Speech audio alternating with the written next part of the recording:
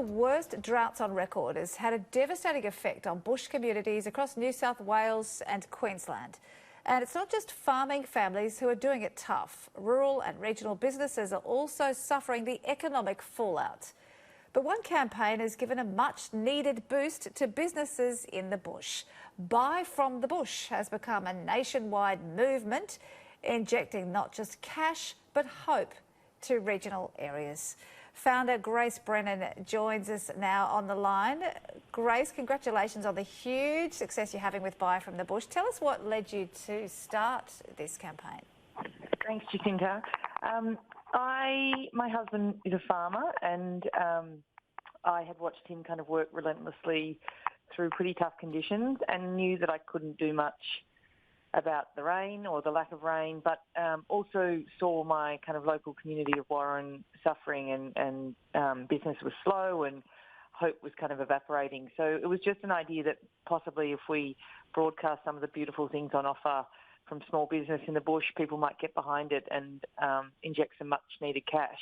Yeah. So it started from there. It's like in the bush, you already knew the secret and you're sharing it with the rest of us. You only launched Buy from the Bush in October. That must be hard to believe now, but it's absolutely going off. Did you expect this kind of response?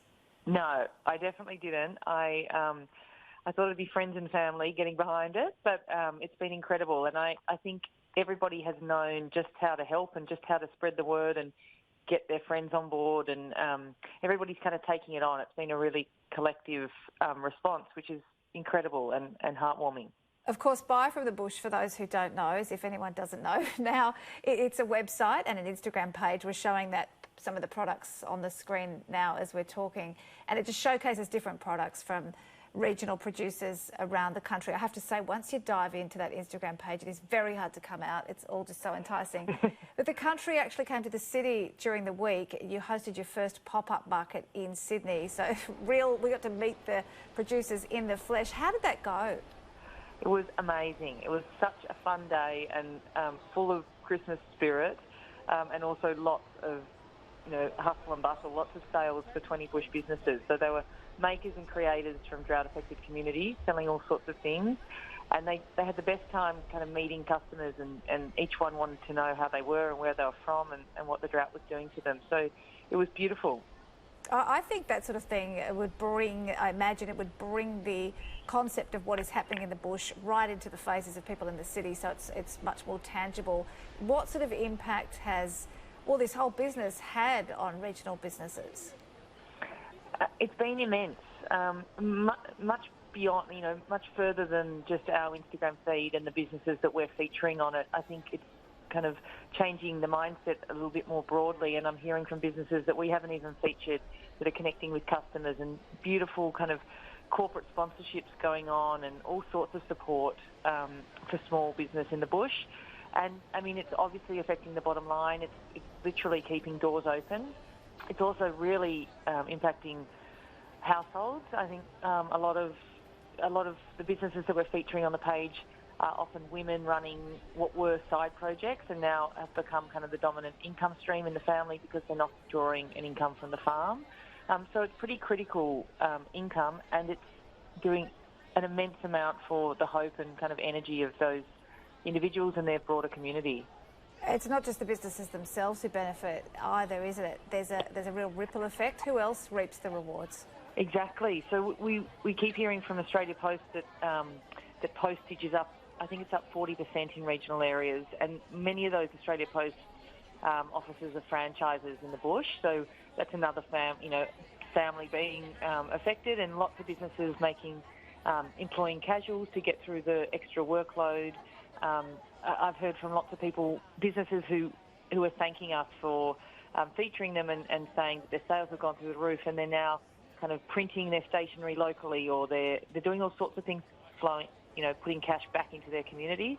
And I think it's benefiting many more people than just those individuals. I imagine it's doing wonders for morale as well. It is, and it's just there's a great sense of pride. I mean, I think the pride has always been there, and I think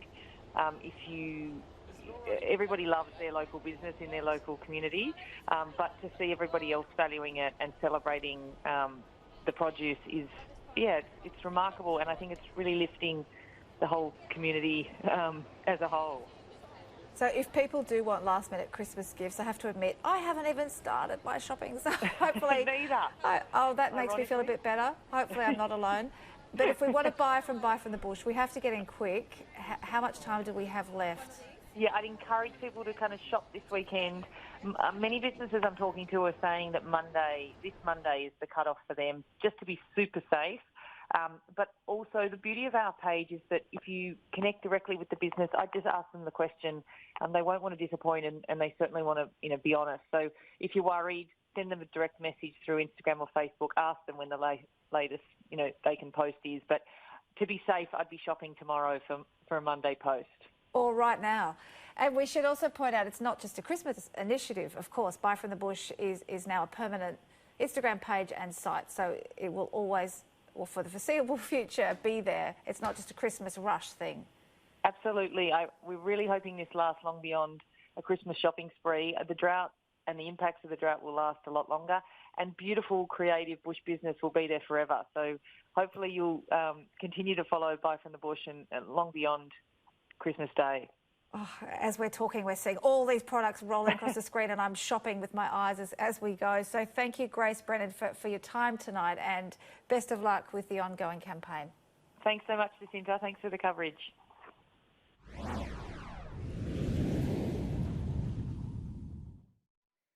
Another campaign rallying support for people in the bush is Ladies of the Land, started by a couple of country mums to ensure women in their local towns didn't go without this Christmas. Ladies of the Land has now become a movement with 30,000 care packages sent from across Australia already. The biggest challenge now is how to deliver them all in time for Christmas. Co-founder of Ladies of the Land, Tracy Potts, joins us on the line now from Orange in New South Wales. Tracy, thank you so much for your time. Hi, good evening, Jacinta. How are you doing? Really well, thanks. You and your friend Elzette started Ladies of the Land just 6 weeks ago. That's hard to believe, isn't it? What brought this on? Well, it was an idea that Elzette got after she received a parcel in the post from a friend of hers from WA. And inside that box, everything was yellow. There was yellow coffee mugs and yellow chockies and yellow boxes of tea, etc. And a note inside the box said, "Sending you a little bit of sunshine." And that really struck a chord with Elzette. And she thought that maybe it was something that we could do leading up to Christmas time for people within our own community. Well, that's it. You intended it to just be for your own community, just a small gesture. What happened? Because we're looking at pictures now of parcels reaching to the ceiling. It's unbelievably humbling to see how many people got behind this initiative. You're exactly right. We did initially think we would service our own communities of Yeovil and Cumnock, and we've been absolutely blown away by the generosity and the number of people who've very thoughtfully put together parcels, collected parcels on our behalf and got them through to us. And you're right, we've got an enormous number, 30,000 parcels, which will make 30,000 people's Christmases just that little bit better. 30,000 parcels, just extraordinary. You've distributed about half of that, I understand. How is it that you determine who's most in need? How do you find out where to send the parcels? So what we did was we took the DPI, the Department of Primary Industries, combined drought indicator map. And on that map, they've got various categories of drought classification. And we chose the areas of intense drought and drought. And within those areas, we then focused on the towns, and we got hold of local community leaders from the local chapters of the CWAs or the Rural Women's Networks, and asked them to inform us of their local community needs. So we've used science to kind of guide where we go, and then local knowledge to help us identify everybody within that community so that we don't miss anybody, and we make sure that what we've been able to collect from everybody else's incredibly generous donations gets to the right people. And why is it that you wanted to focus on women in particular, women in the bush? Do they tend to get overlooked? They're too busy looking out for everyone else? Absolutely. I think as women, we tend to put ourselves last. And if you picture the Christmas tree on Christmas morning or Christmas Eve, there will generally be something under the tree for the kids and probably for their partners, and they most likely would have put themselves last and probably gone without, particularly now when things are incredibly difficult financially and emotionally as a result of the drought. So we were trying to fill that gap and make sure that there was something there for women of the land. And what are some of the things that are in those parcels that we're looking at here? What sort of reaction do the recipients get when they open these boxes? Oh, it's hard not to have a cry. Inside the boxes it's love, and so there's beautiful things like wonderful smelling creams and lotions and chocolates and wine and scarves and a little bit of jewellery, and most often there's a handwritten note of encouragement. And the responses that we're getting is that it's the note that's the most meaningful thing, because it demonstrates a real personal investment in what's in the box and the effort and the time that it's taken to put that together. So it generates a real personal connection between the person who made the box and the person who's receiving the box. And those two people might never meet, and probably in most cases will not know who each other are. But there's an incredible connection that forms through the opening of that box and in the building of that box, and putting in those beautiful things that are luxurious to somebody who's gone without for so long. And I think that's what's kind of making it so incredibly worthwhile as we go through this process of distributing them, is that it's really personal and having a huge impact on the recipients. And it was incredibly joyful for the people to make them as well. We get a lot of joy from giving, and by being able to be really intimately involved in choosing what goes in the box has been so rewarding. We should point out these parcels have come from literally all over Australia. The dilemma you've got now is how to deliver the rest of the parcels in time for Christmas. You don't have Santa's sleigh, we know that, so what can people do to help?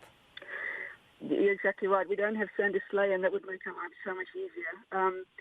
Our immediate need right now is to get a courier company or some local truckies on board to help us get these to the really remote areas of the state.